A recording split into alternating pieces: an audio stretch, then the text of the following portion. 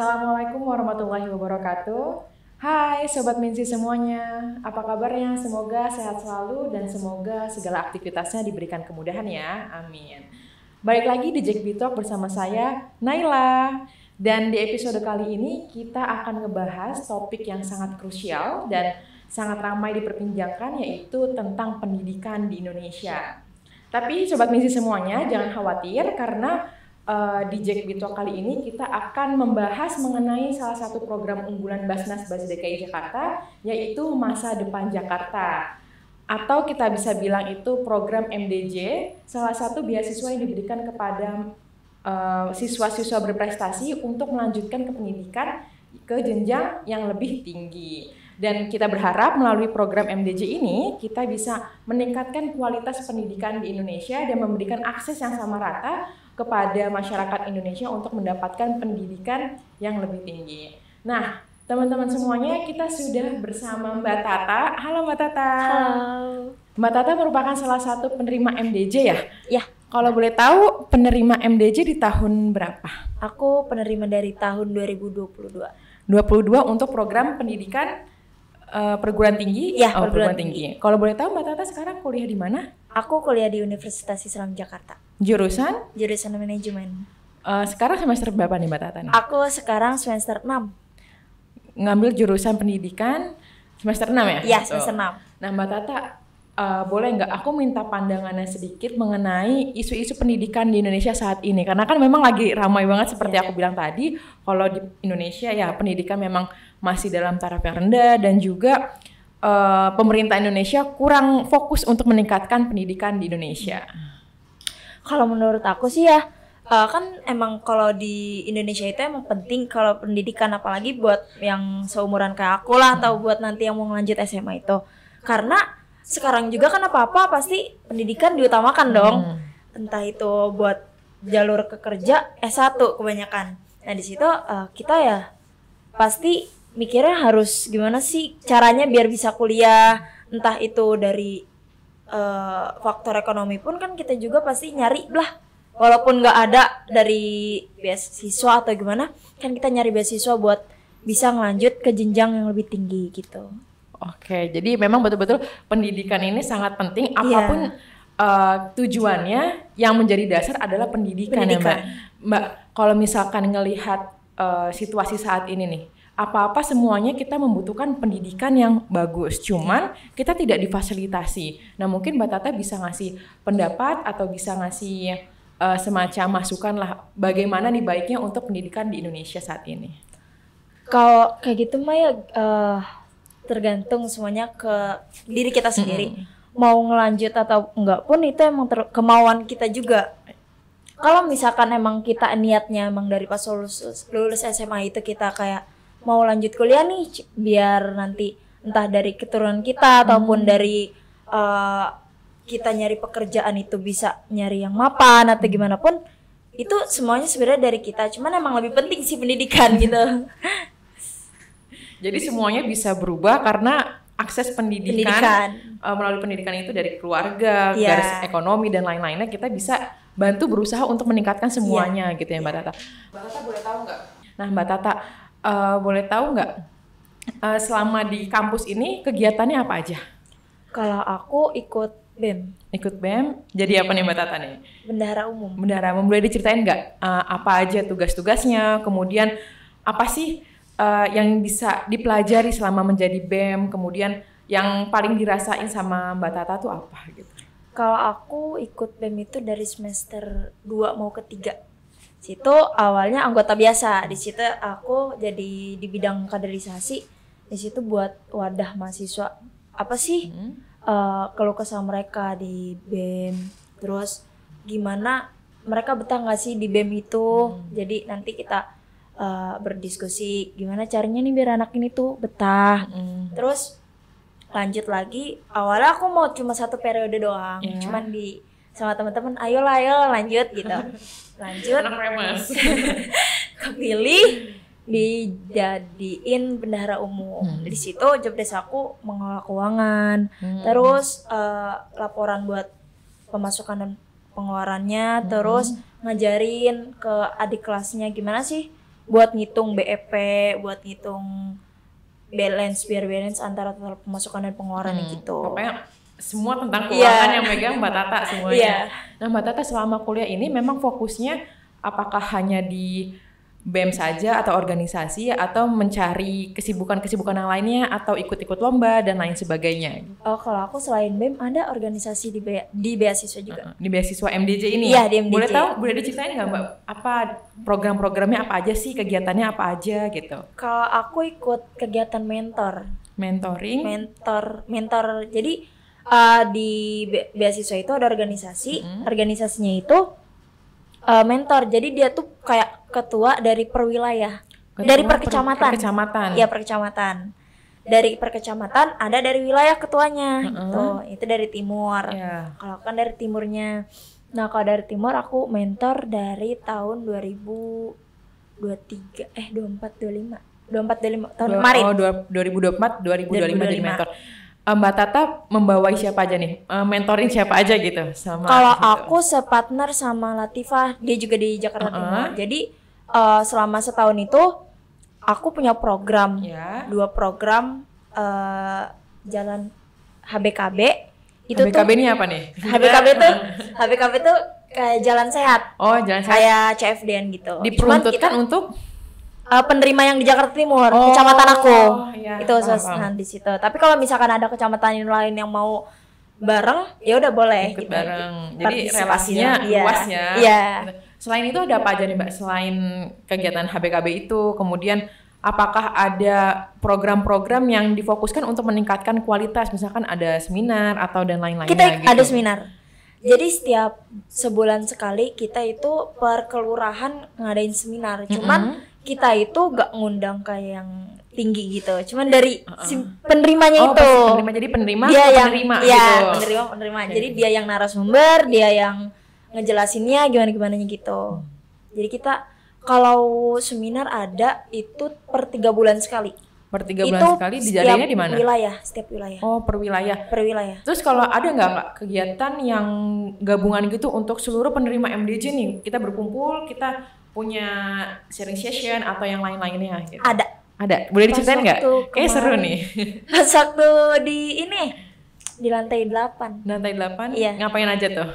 Itu kita seminar kayak ngejelasin tentang public speaking, terus gimana sih biar kita tuh nggak ragu lah buat ngikutin kegiatan apapun itu, kayak positif lah halnya intinya mah gitu. Terus ngejelasin tentang ada juga yang tentang leadership gitu.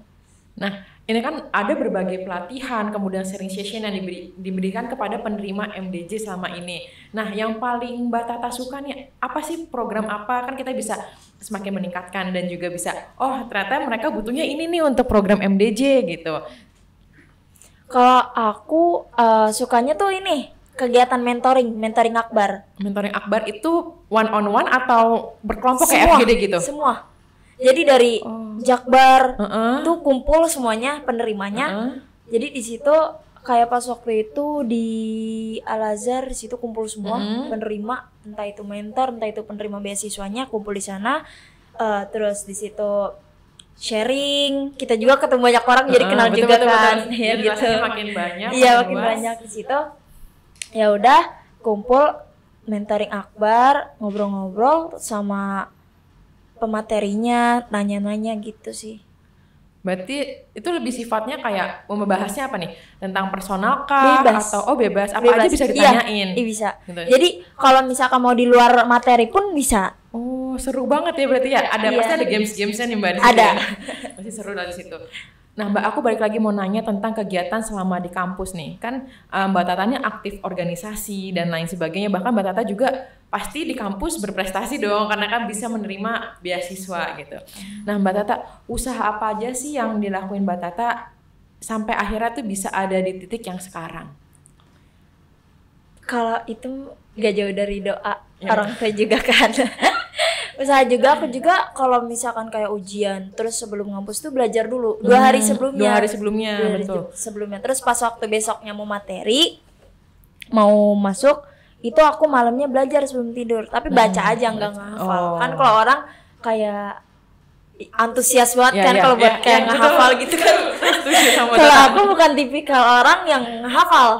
Aku tipikal orang yang baca sekali 2 kali ya udah. Yang penting aku paham materinya, ya udah. Nah, berarti kalau kuncinya itu belajar kita harus tahu cara belajar kita masing-masing, apakah Iya. itu dari menghafal atau kita bisa memahami gitu. Nah, tiap orang itu kan punya caranya masing-masing ya untuk Iya, belajar dan beda-beda. kita harus ngerti nih teman-teman. Jadi kita belajar nggak cuman asal belajar Iya, doang gitu. Apa yang kita pelajari kita paham dan kalau misalkan menurut aku juga nih aku setuju kalau misalkan kita menghafalkan materi itu sifatnya kayak short term. Iya. Ya kayak besokannya ujian, seminggu lagi udah Blank. lupa Iya. gitu. Kalau misalkan kita memahami apapun materinya, apapun case-nya, kita bisa menyelesaikan sesuai sama patokannya dari pemahaman materi secara mendalam penting itu. tujuannya Iya, sama. betul. Iya. Jadi kayak jadi teman-teman ini juga kunci nih untuk belajar biar kita nggak cuma asal belajar doang. Jadi pahami apa materinya, pahami betul. Jadi jangan cuma menghafal aja. Dan yang satu yang penting jangan sistem kebut semalam. Setuju Iya, nggak? Setuju.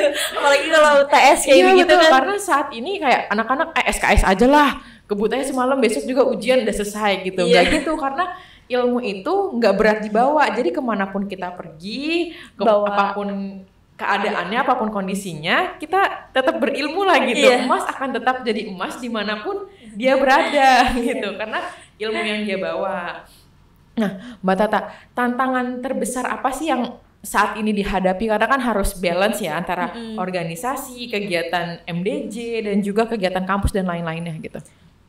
Pasti bentrok mau pasti ya. Mm-mm. Aku pernah bentrok tuh. Gimana tuh ceritanya? Di situ ada kegiatan di kelurahan aku sendiri. Terus ada kegiatan BEM. Aku bingung, jamnya sama. Cuma beda 1 jam. Jadi aku mau datengin dua-duanya. Dua-duanya. Cuma aku izin dulu.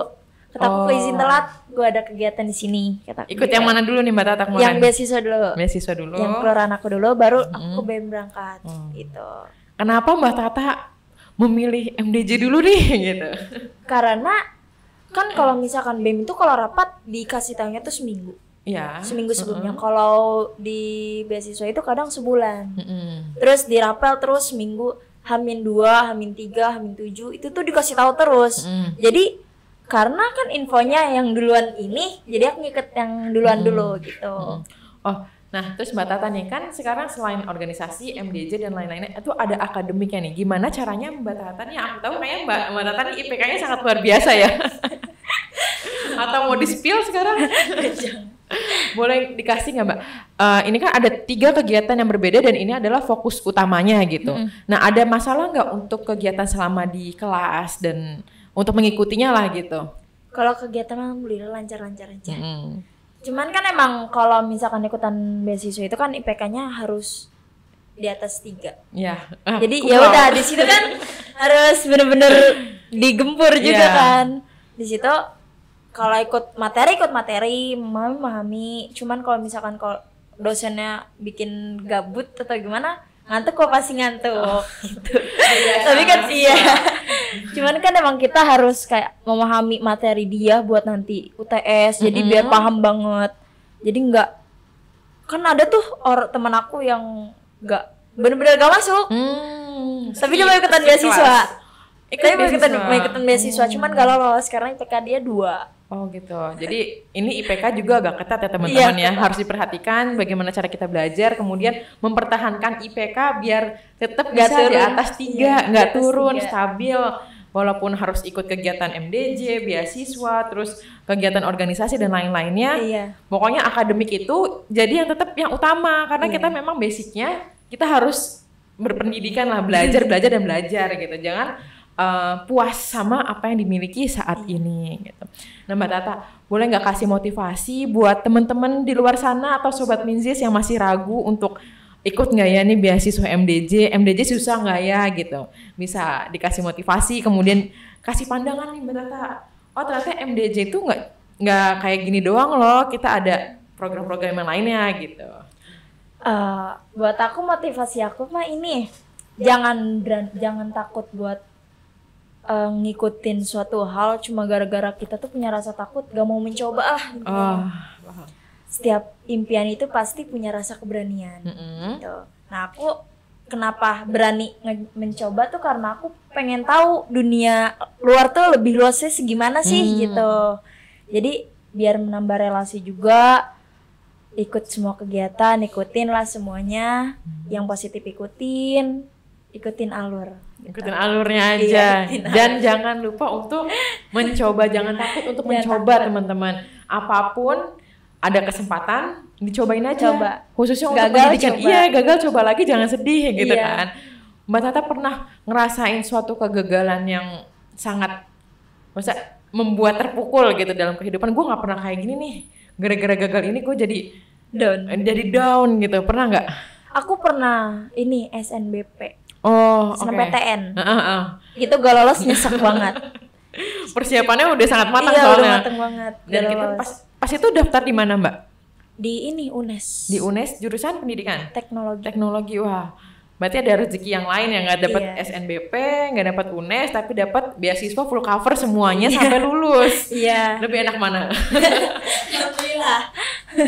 Jadi emang rezeki dari Allah tuh kita nggak pernah nyangka ya, dan Allah pasti kasih rezeki-rezeki yang lebih baik yang dibandingkan yang kita mau. Iya betul. Apa yang kita udah rencanakan, kita usahakan, ternyata gagal, tapi di balik itu semua ada yang lebih hikmahnya, baik. ada yang lebih baik gitu. Nah, jadi teman-teman kalau misalkan saat ini masih ragu atau masih takut, coba untuk meyakinkan dirinya untuk mencoba hal-hal yang baru, karena siapa tahu dari hal-hal baru itu bisa membawa kebaikan, kemudian bisa membuka pintu-pintu rezeki yang lainnya, karena kita nggak tahu ya rezeki katanya dari mana aja gitu.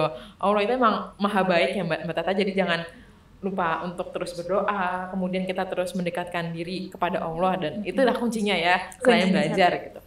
Nah Mbak Tata, dampak yang paling dirasakan nih Mbak selama ikut program MDJ apa aja sih? Seru pasti. Happy jadinya. Happy banget. Happy banget. Karena jadi kenal banyak teman juga dari Jakarta Barat, dari Jakarta Timur, Jaksel, Jakwot, Jakpos. Jadi kenal semuanya. Jadi apa-apa kan di grup suka nanya-nanya juga. Terus kadang-kadang suka nge-PC juga kan. Ini gimana nih, mau ikutan ini enggak? Ayolah ikutan, masa enggak ikutan gitu. Jadi banyak yang nanya. Banyak juga sih teman-temannya juga gitu. Jadi temennya tambah banyak, relasinya banyak banget, ilmunya nambah. Sama yang paling penting nanti kayak kalau misalkan kita punya relasi banyak pada saat kuliah, peluang-peluang untuk kerja tuh terbuka sangat lebar Mbak Tata, iya nggak? Iya benar. Jadi diusahakan ketika kita kuliah atau ngampus, organisasi, relasi, kemudian program-program beasiswa seperti ini tuh benar-benar ngebantu banget untuk kedepannya, untuk ketika kita mau kerja, karena setelah pendidikan selesai siapa sih pasti kita akan melanjutkan kehidupan yang lebih lagi ya. Kita butuh pekerjaan yang mapan, kehidupan yang settle, itu kan ya dasarnya itu semua dari pendidikan. Jadi jangan sampai kalau misalkan kita punya fasilitas atau punya peluang untuk bisa mengakses pendidikan yang lebih, itu dimanfaatin ya Mbak Tata ya. Ketika kita ada program-program itu kita cobain aja lah gitu. Kalau nggak ada, kita nggak dapet yang satu, kita coba yang lainnya gitu. Biar benar-benar bisa pendidikan lah, kita bisa, apalagi seorang perempuan ya Mbak Tata ya. Ibu itu benar-benar yang pegangan buat nanti. Gimana nanti anaknya, gimana nanti mengurus rumah tangganya dan sebagainya. Mbak Tata, boleh nggak kasih pesan-pesan buat Basnas DKI Jakarta yang sudah meluncurkan program MDJ nih, untuk teman-teman MDJ juga yang mau kasih pesan-pesan bisa tulis di komen ya. Kalau pesan dari aku, semangat sih buat ikutin program-program kayak gitu, apalagi kayak beasiswa bisa ngebantu kita buat ngelanjutin pendidikan, atau kalau misalkan ekonomi kita emang nggak ini kan, kalau misalkan ekonominya lagi turun atau gimana nggak mampu buat ngebantuin kita, kan kita bisa nyari beasiswa. Betul. Jadi cari beasiswa yang bisa kamu ikutin, bisa lolos atau gimana gitu. Nah, sebelum kita penutupan, kita mau tahu dong tips and trick caranya lolos beasiswa MDJ. Pertama sih PK. Terus hafalan juga. Oh, ada hafalan teman-teman. Itu berapa juz minimal? Enggak juz sih. Cuma 1 surat. Oh, 1 surat. Dites juga pas dites. Pas wawancara. Boleh ceritain nggak Mbak? Kayak seru nih, rangkaian, pasti pada penasaran ya, rangkaian untuk seleksi beasiswa MDJ ini ada apa aja?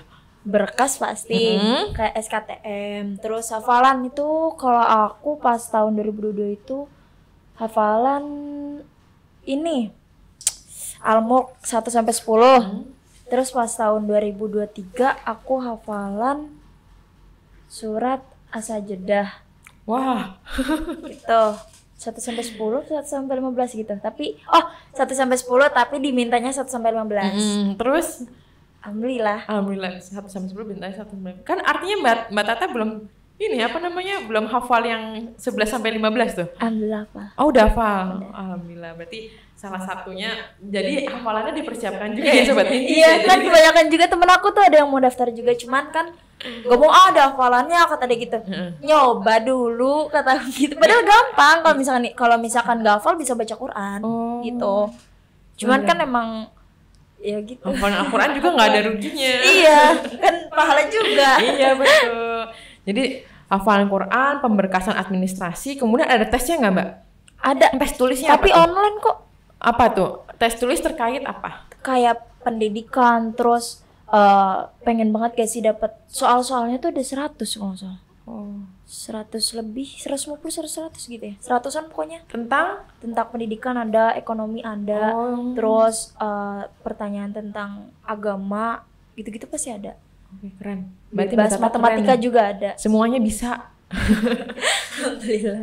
Jadi memang harus dipersiapkan jauh-jauh hari, informasinya juga terus digali ya. Biasanya kita kalau untuk informasi tentang MDJ ini ada di Instagram ya.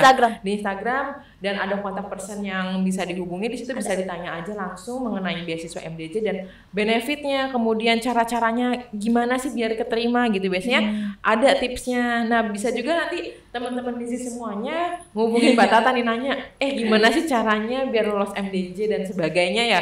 Karena pesaingnya itu ribuan Mbak Tata. Iya. Banyak banget. Satu wilayah tuh 1.000. Satu wilayah 1.000. Di Jakarta ada 5. Iya, ada 5.000. Bayangin. Yang diterima cuman 1.000. Jadi kalau misalkan lebih dari 1.000 ya udah. Jadi faktor keberuntungan juga, faktor usaha dan doa ya. Iya. Jadi teman-teman Minci semuanya dipersiapkan apabila memang di tahun ini insya Allah kita akan membuka beasiswa MDJ di pertengahan tahun sekitar bulan Agustus. Nanti teman-teman Minci semuanya stay tune aja di Instagram Basnas Basis DKI Jakarta. Gitu. Oke, Mbak Tata terima kasih banyak untuk sharing-sharingnya nih, kemudian informasi-informasinya dan juga banyak sekali pembelajaran ya.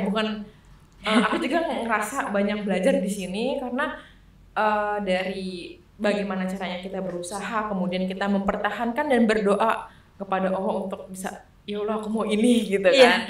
Itu semuanya pakai ya kita ikhtiar dulu, kemudian kita doa, usaha dan tawakal ya Mbak Tata ya, duit kalau kata orang-orang. Iya. Semuanya butuh duit, semuanya butuh pendidikan. Jadi harus balance untuk kehidupan kita di masa depan. Tuh. Gitu. Ada yang mau disampaikan lagi nggak dari Mbak Tata untuk Sobat Minci semuanya atau para calon penerima MDJ nih?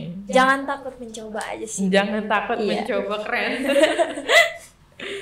Oke, Sobat Minci semuanya, itu tadi perbincangan kita mengenai beasiswa masa depan Jakarta atau MDJ. Nah, semoga memberikan banyak manfaat dan buat teman-teman semuanya bisa persiapkan dirinya untuk mendaftarkan program MDJ di tahun 2025. Mengajak teman-temannya atau ngajak saudara-saudaranya. Dan untuk Minci semuanya, jangan lupa stay tune untuk informasi mengenai beasiswa MDJ ini di Instagram Basnas Basis DKI Jakarta. Oke, kita tutup Jik Talk kali ini. Saya Naila pamit undur diri. Wassalamualaikum warahmatullahi wabarakatuh. Dah.